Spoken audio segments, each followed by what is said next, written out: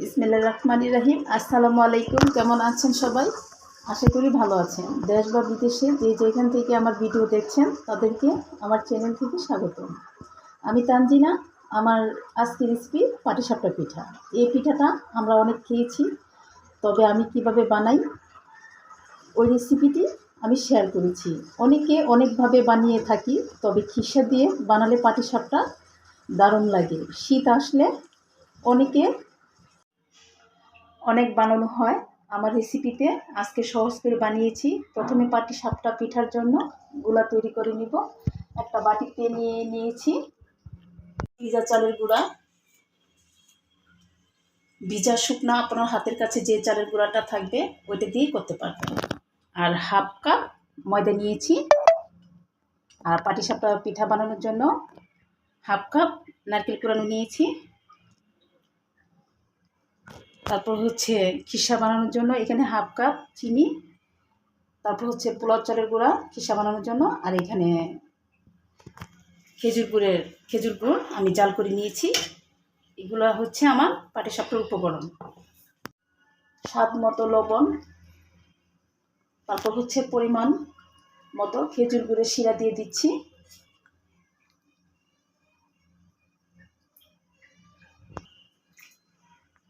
পিঠা বানানোর জন্য আমি প্রথম গুড়ের শিরা রেডি করে নিয়েছি। হাফ কেজি খেজুরের গুড় ছোট ছোট করে ভেঙে তারপর সামান্য পরিমাণ পানি দিয়ে জাল করে নিয়েছি। পানিটা খুবই অল্প পরিমাণ দিতে হবে।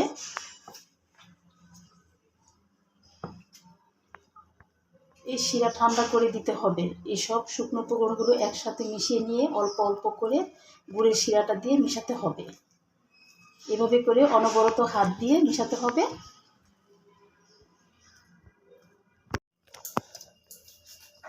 আমি আরেকটু অ্যাড করে দিচ্ছি গুড়ের শিরা, আমার মনে হয় একটু লাগবে।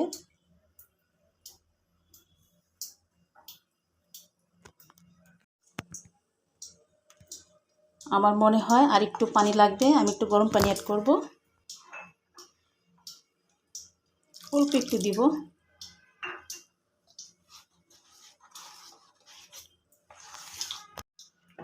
আমি হাত দিয়ে ভালোভাবে গুলাটা একটু কষলিয়ে নিচ্ছি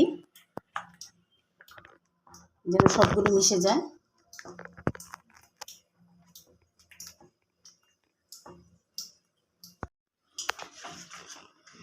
আমাদের গুলাটা এখন রেডি হয়ে গেছে। এভাবে করে মিশিয়ে নেওয়া হয়ে গেছে। আপনার ঘনত্ব কতটুকু হয়েছে সেটা দেখিয়ে দিচ্ছি। একটা চামচের সাহায্যে উঠিয়ে চেক করে নেবেন। খুব বেশি পাতলা হবে না, খুব বেশি ঘন হবে না। পিঠার জন্য আমরা খিসা তৈরি করে নিব। খিসা তৈরি করার জন্য আমি এখানে 3 লিটার গরুর দুধ দিয়েছি। দুধটাকে ভালো করে জাল দিয়ে অনেক ঘন করে নিয়েছি। আর একটু জাল করে নিচ্ছি যেন অনেক ঘন হয়ে যায় এবং কমে যায়। তারপর হচ্ছে এই পর্যায়ে দিয়ে দিচ্ছি পোলাও চালের এই যে চালের গুঁড়াটা আমি ব্লেন্ড করে নিয়েছিলাম, খুব ভালোভাবে ধুয়ে তারপর শুকিয়ে ব্লেন্ড করে নিয়েছিলাম। এখন অল্প একটু পানি দিয়ে ভালোভাবে এটা গুলিয়ে নিব। বিসমিল্লাহ।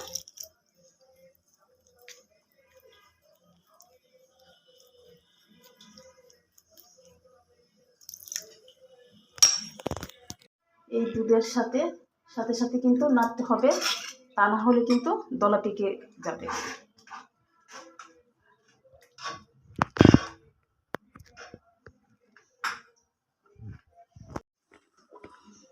আপনারা চেষ্টা করবেন পোলাও চালের গুঁড়োটা ব্যবহার করতে, তাহলে কিন্তু খিসা থেকে দারুণ একটা ফ্লেভার আসবে। ভালো মতো পোলাও চালের সাথে মিশিয়ে নিচ্ছি। খেয়াল রাখতে হবে যেন কোনো চালের গুঁড়ো দানা না থাকে। চালের গুঁড়োর মিশ্রণটা আমি অ্যাড করে দিব। পর্যায়ে চুলার আঁচ আমি মিডিয়াম আঁচে রাখবো।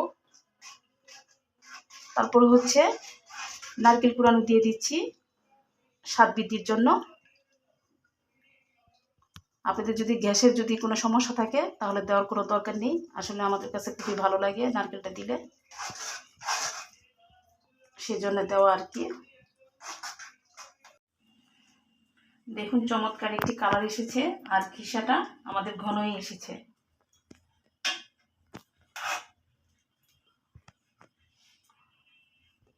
এখন আমি চুলাটা অফ করে নামিয়ে নিব।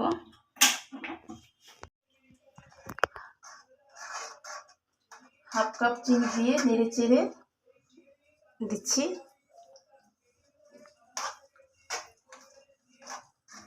পাটিসাপটা পিঠা বানানোর জন্য চুলায় একটা প্যান বসিয়ে প্রথমে অল্প একটু তেল দিয়ে দিচ্ছি।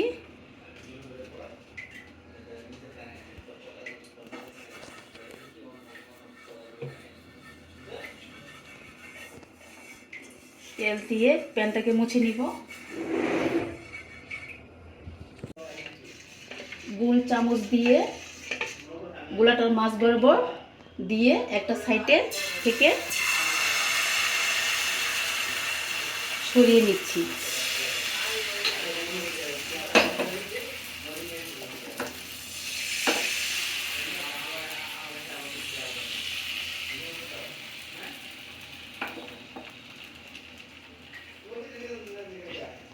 যেন একটা পাতলা রুটি হয়ে যায়, আর কয়েক সেকেন্ড পরে দেখা যাবে কুক হয়ে গেছে। আপনি চাইলে ঢেকে দিতে পারেন, আবার না ডাকলেও হয়ে যাবে।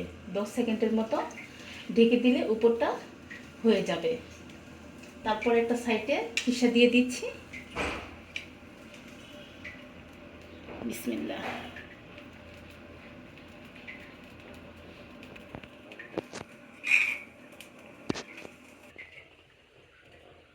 আর একটা সাইডে রোল করে নিচ্ছি।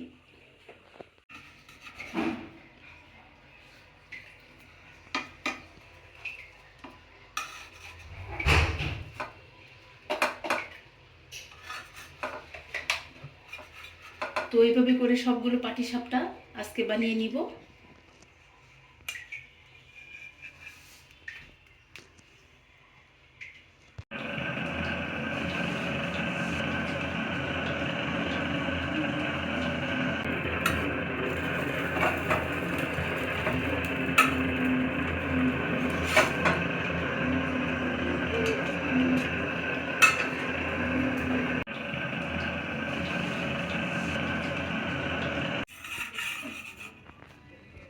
আমার সব পিঠা বানানো হয়ে গেছে, এখন পরিবেশন করার পালা।